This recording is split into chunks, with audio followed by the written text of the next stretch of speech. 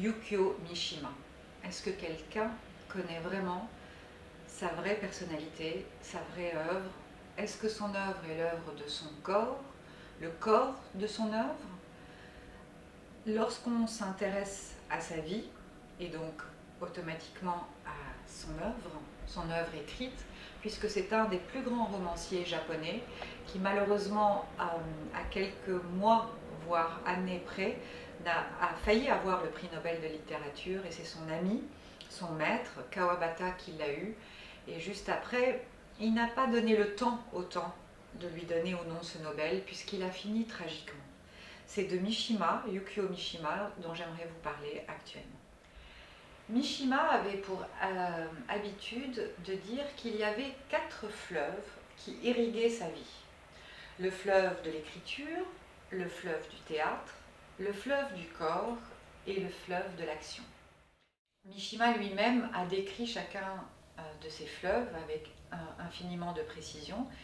Et si on essaye de les suivre, on peut s'apercevoir que toute son œuvre amène à cette fin tragique dont je vais vous parler.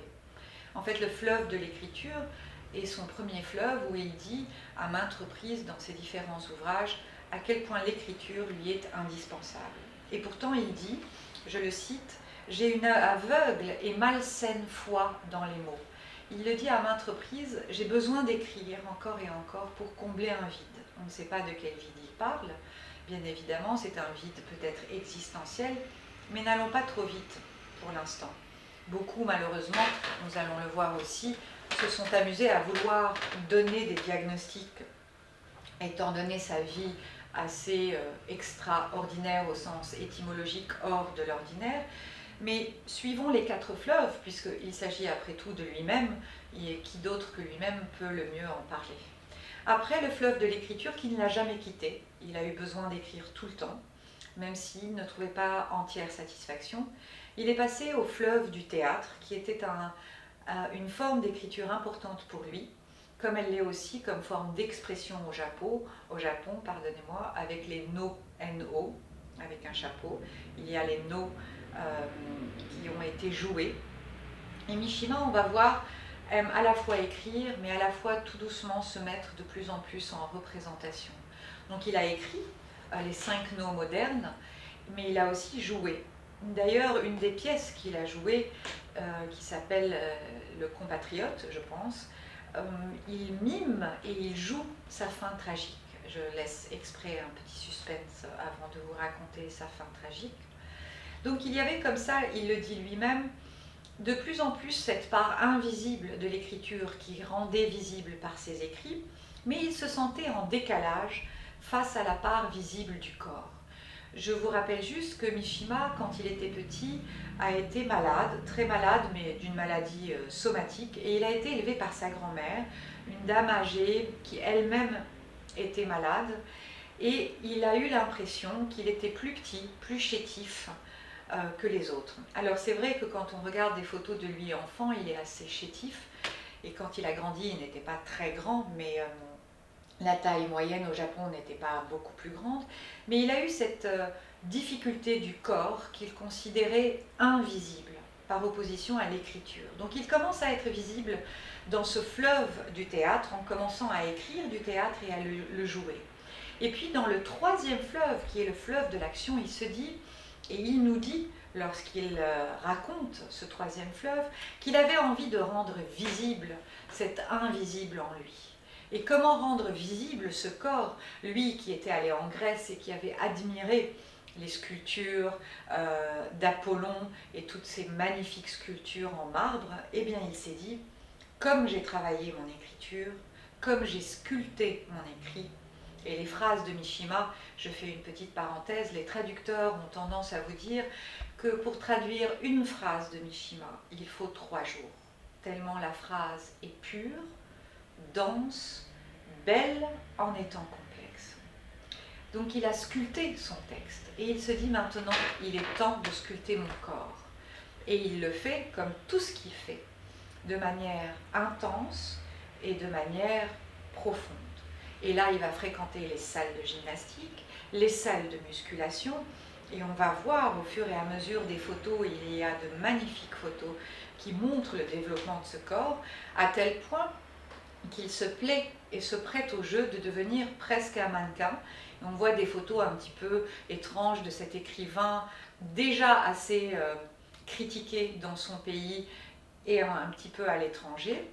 Eh bien, on le voit dans des tenues en cuir, sur des motos, une photo d'une rose dans la bouche avec une casquette en cuir et des clous. Et puis, il y a la fameuse photo du sein des homosexuels, que les homosexuels adulent, de Saint-Sébastien, où on voit le torse de Mishima criblé de flèches avec juste un petit drap blanc, et on le voit dans cette position de Saint-Sébastien et où il se prête à poser. Donc il est dans cette écriture à la fois où on retrouve d'un point de vue littéraire beaucoup plus d'action, et c'est là où il entame ces 4 tomes qui vont le mener au dernier tome, où il décidera que lorsque je finis ce 4e tome, ma vie sera finie aussi. Donc on s'aperçoit qu'il y a un parallèle continu entre l'écriture de son œuvre et étonnamment l'écriture de sa vie. On retrouve souvent des personnes qui vous disent « j'ai écrit ma vie » ou « mon écrit est le reflet de ma vie ». Là, il y a un parallèle assez intrigant entre les deux. Écriture de sa vie et vie de son écriture. Et là, on s'aperçoit que Mishima devient fort, apprécie cette part visible de lui-même, continue à réussir, pas autant qu'il le souhaiterait, parce qu'il est toujours perfectionniste, veut aller toujours de l'avant. Et là, il se dit, il est grand temps de retrouver les valeurs du Japon qui sont en train de se perdre. Parce qu'il n'a jamais arrêté d'être dans la vie. Ce n'était pas du tout l'écrivain, vous avez pu peut-être le deviner, isolé, ermite, qui écrit et qui ne veut voir personne. Pas du tout. Il se prêtait volontiers, avec beaucoup de joie même, aux interviews. Et on retrouve d'ailleurs des interviews assez amusantes et passionnantes. Il se dit, alors il faut savoir que son livre de chevet, je le prononce mal, était le Haggakur, j'essaierai de le retrouver, qui était en fait cet ouvrage sur toutes les valeurs du Japon, qui vous dit que le sabre doit toujours être à vos côtés, le sabre et la plume sont toujours dans votre vie en tant que bon japonais, et qu'il ne faut jamais baisser les bras. Les valeurs japonaises, selon Mishima, étaient en train de se perdre. Et à quoi pense-t-il? Ça ne lui suffisait pas d'essayer d'avoir le Nobel, ça ne lui suffisait pas d'être intégré dans la société parce que, étant marié, ayant un enfant, il pouvait vivre sa double vie d'homosexuel, mais d'être aussi intégré dans la vie sociale japonaise. Non, il s'est dit, comme j'ai sculpté mes écrits, je continue à sculpter ma vie. Peut-être allait-il sculpter le Japon entièrement. Quoi qu'il en soit, on sait très peu sur cet aspect quand bien même fascinant, c'est que Mishima a créé sa propre milice, la Tetanokai. Il a même créé sa propre tenue militaire, parce que comme je vous disais, il est perfectionniste, styliste dans l'âme peut-être. Il a formé son équipe, ils étaient une petite équipe de militaires, plutôt milice, et ils ont fait ce qu'on appelle une prise d'otage, un putsch.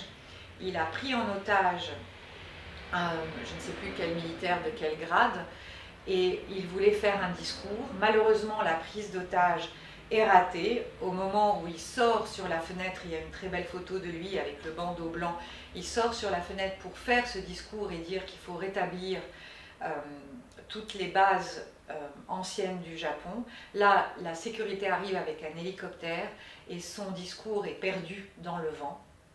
Il rentre, donc c'est une prise d'otage ratée, et il fait ce qu'on appelle seppuku, c'est-à-dire harakiri, et il se tue, puisque c'était prévu.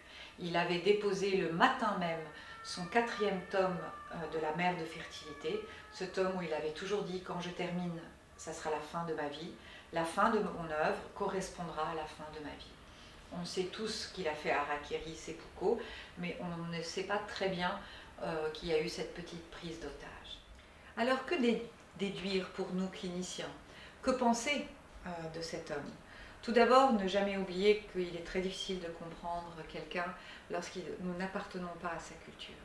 Mais on s'est aperçu, d'après la littérature psychiatrique, psychologique, psychanalytique et même littéraire, qu'il y avait une mosaïque, un kaléidoscope de diagnostics différents. Alors Mishima, qu'est-il? Un pervers narcissique?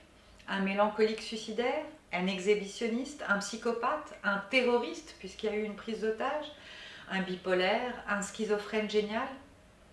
Pourquoi vouloir toujours mettre un diagnostic? Et si Mishima n'était juste qu'un génie, un merveilleux écrivain? Je terminerai en disant, en citant Aristote, la fiction est beaucoup plus convaincante que ce qui est vraisemblable.